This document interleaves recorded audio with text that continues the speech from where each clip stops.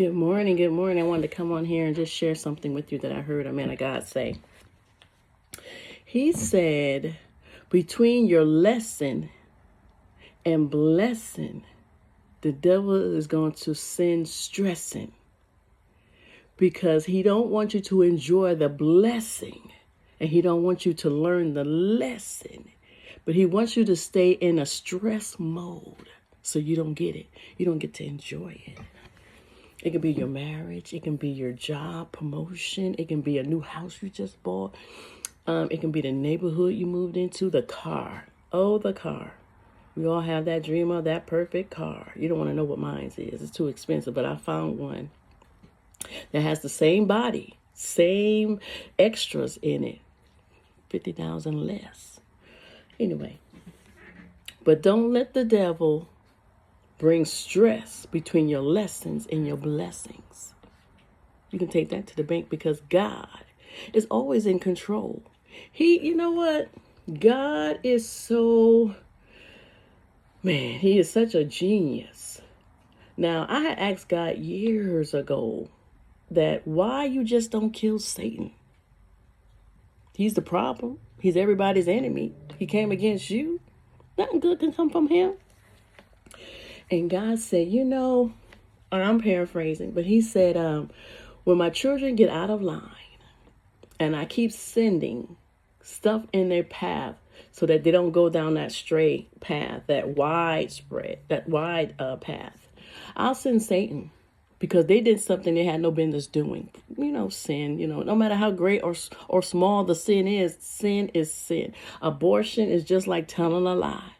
Stealing is just like shooting somebody. So sin is sin.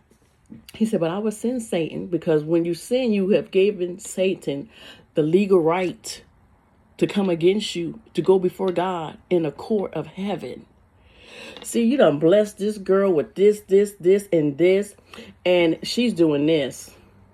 Even if she didn't do it, her bloodline did this. Her mama, grandma did that.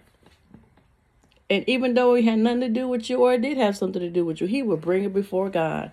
I have legal right. I have legal right to come against her. There's a hole in her foundation. There's a crack in her foundation. That I have a legal right to be here. And God will allow him to do it.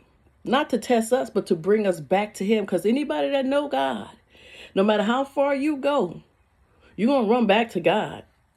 I'm trying to remember his name. I think his name was Benny Hinn. He said the worst thing a sinner could do is get involved with a Christian. He said because when God start pulling that Christian back to his bosom, that Christian will drop everything, no matter who, what, where, or why, and go back to the one they love, back to their lover, back to the bosom of God. And that really blessed me. I was like, you know what? You showed up right. You can go to the club and party, and when God start pulling, I gotta go. You can go hang out with some people you got no business to hang out, but it's fun every now and then. God start pulling, I gotta go.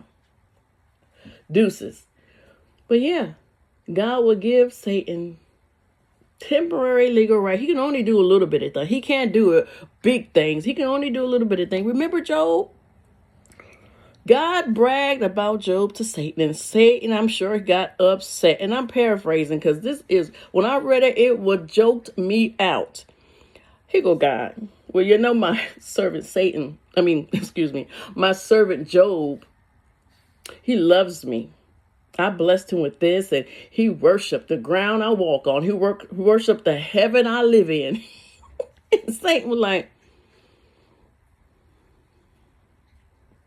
I bet you if you take that away, he'll curse you in your face.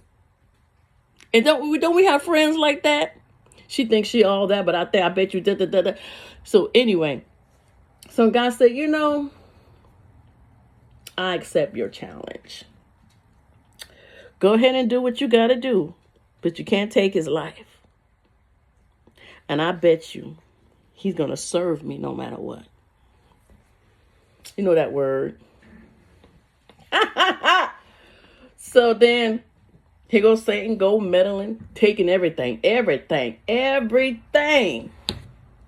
It was horrific. It was heartbreaking. It was, I don't even know that word, but catastrophic. That's the wrong word though. But just so hectic, like, oh, my world is gone. And he had his moments, but he still surrendered to God. And I was thinking about his wife, Job. We all thought about this chick here. Now talk about just curse God and die. Just it's God's fault. And then he bring his friends. You got them friends, but the wife. And I was like, why you ain't take her out? And I heard the Holy Spirit say she didn't get taken out because there was a witness that was needed. Oh my goodness, that's good.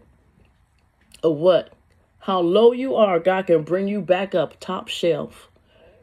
You won't even look or smell like what you've been through. So don't let your blessings and your lessons be distracted by Satan's stressings. Because he coming for us. He hate us. You know why he don't like us. We done took this devil's place. Lucifer was his name. We took his place. That only did we take his place. Jesus came and gave us power, authority, and dominion over the heavens and earth and beneath the earth. Now Satan is mad. And then when God told the angels to cast Satan down to the earth, and then God gave us the earth to live on and prosper and be blessed. That devil's mad. He's mad. What's that song? You mad. You big mad. But yeah, I was thinking about that this morning. I was like, don't let your blessing and your lesson cause you to stressing. Cast your cares upon God and trust the process. I didn't say it was going to feel good. God didn't tell me it was going to feel good. When I asked God, live and save, he said it's not a bowl of cherries. I don't know who told you that. And he said, you got to die to some things.